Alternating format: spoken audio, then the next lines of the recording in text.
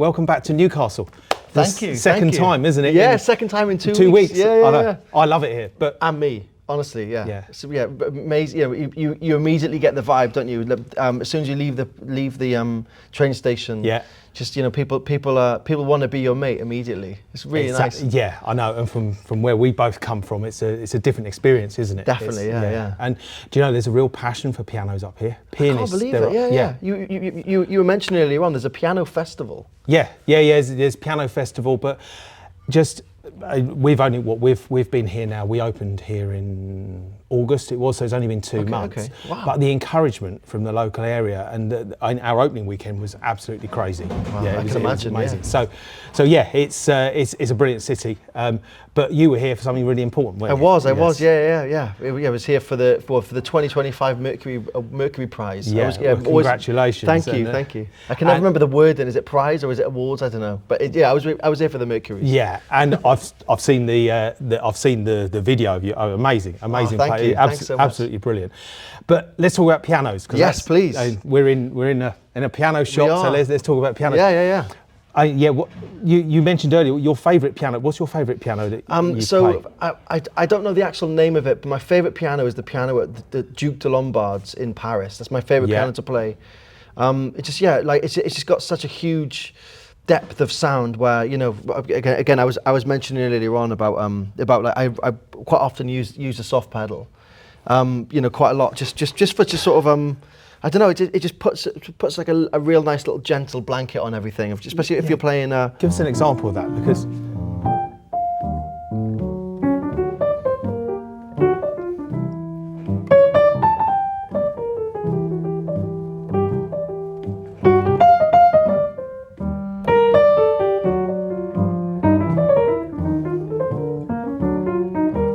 And it's almost a characteristic of an upright, as opposed to a grand. That's how to me that comes to us. But it's really unusual for a jazz pianist to be using the soft pedal. Yeah, right. Yeah. I think, I think, the genre of music, the genre of jazz that I've ended up playing a lot over the years has been more of the earlier style, which funnily enough, as you say, mostly played on upright pianos. Yeah. So maybe that's why. I think you've just clicked something in my head. I've never ever thought of that, but yeah, maybe I like the grand pianos to sound like upright pianos. Yeah. That's really interesting.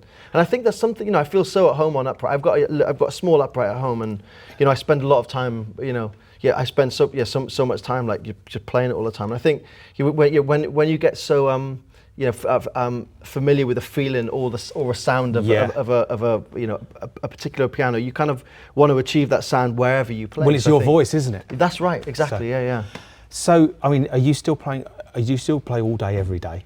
Whenever I can. Yeah. I think again, that whole crazy lead up with the Mercury Prize. Yeah. That was like. Yeah, I mean, it was, and I was doing a load of like interviews and stuff then, so I didn't have tons and tons of time to actually play all the time. But yeah, I mean, certainly if I'm on tour, I can't really play all that much. No.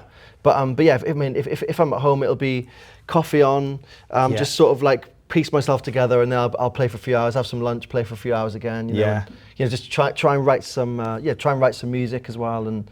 Yeah, I mean, it's just like my best friend, basically. And when you were growing up, were you obsessed? Oh my! You must have been to be the level you're at. It's actually like, so when I had this really incredibly bright upright when I was still living in Wales. And when my mum downsized the house, we needed to kind of downsize the piano, unfortunately. Yeah. And when we had it evaluated to part exchange it for something, for something smaller. Yeah. The piano technician come round to the house and was like, "You've absolutely ruined this piano."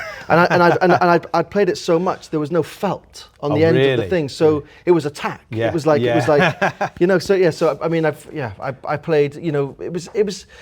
I don't know. I feel like it was.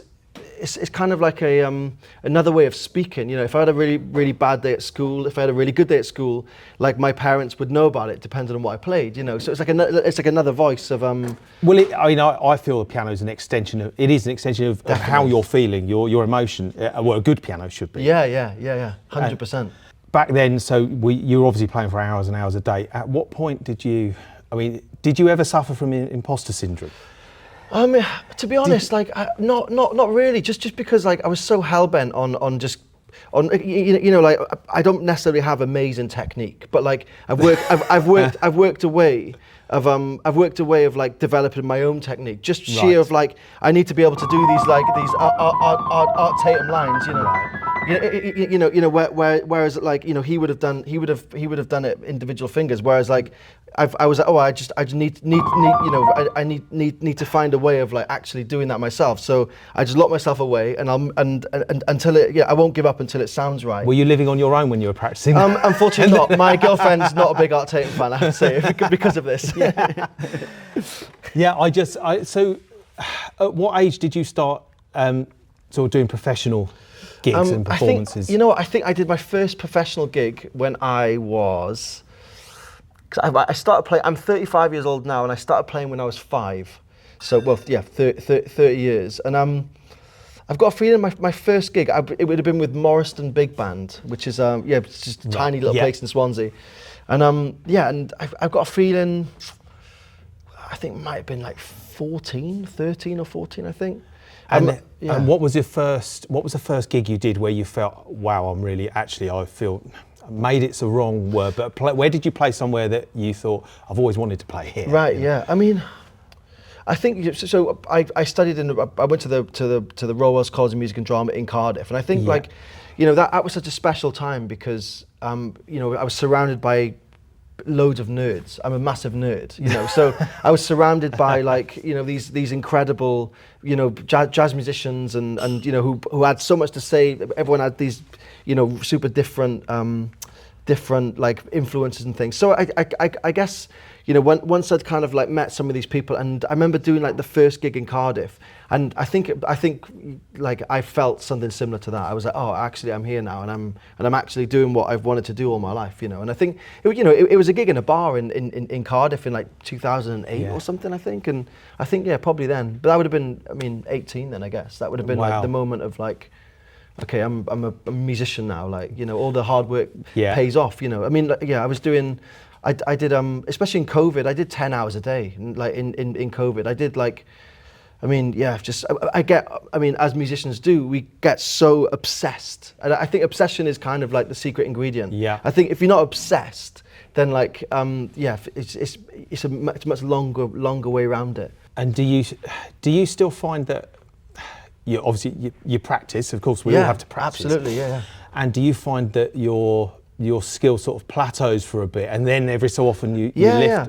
It's, and I think sometimes you feel kind of stale where you've worn out an idea so much, and then all of a sudden you'll be like, okay, like every single time I feel like that, I have to transcribe something. So I'll listen to Oscar Peterson or I listen to Art Tatum. Mostly, Art Tatum's kind of my favorite piano player of all time. Just because like whenever I hear him play, I'm like, there's not enough. I'm not going to live long enough in order to like encapsulate what he managed to do. And also physically, his hand. I have like really big hands. I use tenths, and I can use, like. I heard you can stretch a 13th, can't you? Yeah, I can. Yeah. That's unbelievable. But his hands were even bigger. He was like Rachmaninoff almost. Really? So yes. So like aside from the physicality of Art Tatum, like the his ideas. He kind of wrote how to play jazz piano. Like even now, I listen to Art Tatum play in 1930, 1940, and it's modern jazz piano. That's amazing. What it's a pioneer. crazy. Yeah, absolutely. So I think like whenever I get a bit stale, I'll transcribe something, whether it's a run or whether it's like a harmonic idea that he has. He's kind of my muse in a way. I always come back to him, and it always convinces me to like, well, no, convince is the wrong word, but like it always inspires me to keep going as opposed to run away. Because I think if he lived at the same time as me, I don't think I'll be a piano player now. You're young. This is the thing. You're really young. Yet you play like someone who's twice your age. You know what I mean? Thanks, Tony. Thank the you. Technique and everything is mind blowing. So thank you so much. Absolute pleasure. Do you want to play us out with something? Yeah, and then of course, before you do your gig for us. Here we go. I'll play you a tune called "I Would Do Anything for You." So.